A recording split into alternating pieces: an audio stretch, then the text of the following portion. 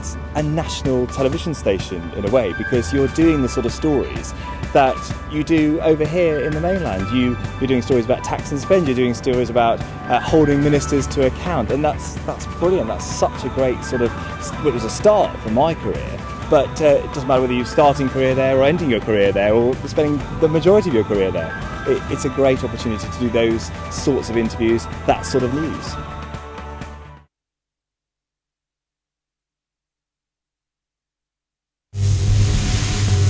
When you work in a regional television capacity, so the Channel Islands is that sort of capacity, I think what you find is that the audience is very connected to what you're doing because they're so much closer to the story. The story's happening down their road, down their street, in their town, in their village.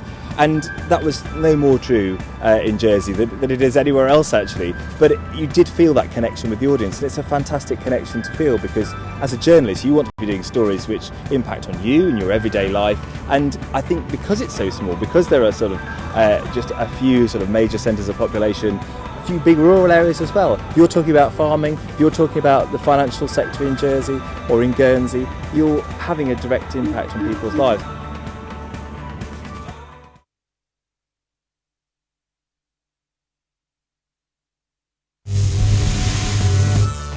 I presented with obviously a co-presenter. It was always a woman.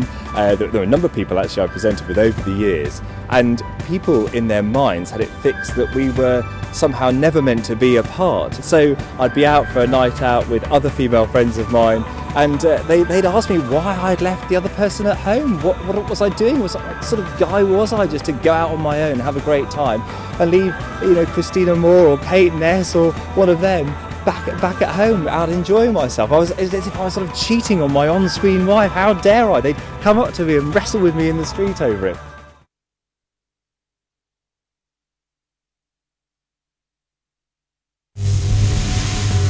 Channel Television was my first gig in television, so at 10 seconds before 6 o'clock my heart was in my mouth on that first programme. I heard, "This is Channel Report with Simon Clemison," and they were going 9, 8, 7, 6, they were counting in my ear to the moment we go 0 and the music starts rolling and the pictures start appearing. And there is, I defy anyone to say, "Oh, I wasn't nervous, I've done it all before." I'd been on the radio, I'd presented on the radio before, I'd never actually sort of been sitting in front of a camera and reading out news to people, so it was absolutely nerve-wracking.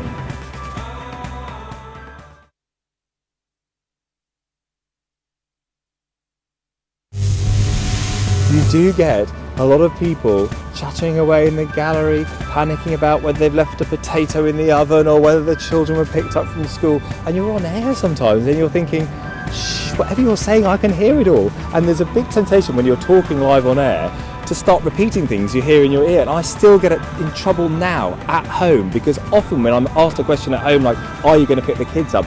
or "Are you going to go and take this to the bank?" I often don't reply.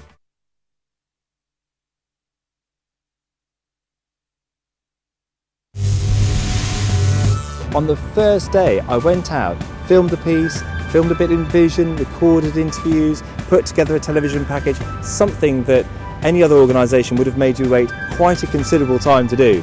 But because the way Channel Television works, you can get out there. There is the opportunity to go and really kind of cut your teeth. And for some people, it still is a great career, a great job to do for 20, 30 years. For me, it led to a career up here in London working as a political editor for ITV and then working for the BBC where I work now. But on both counts, it's a great place to begin.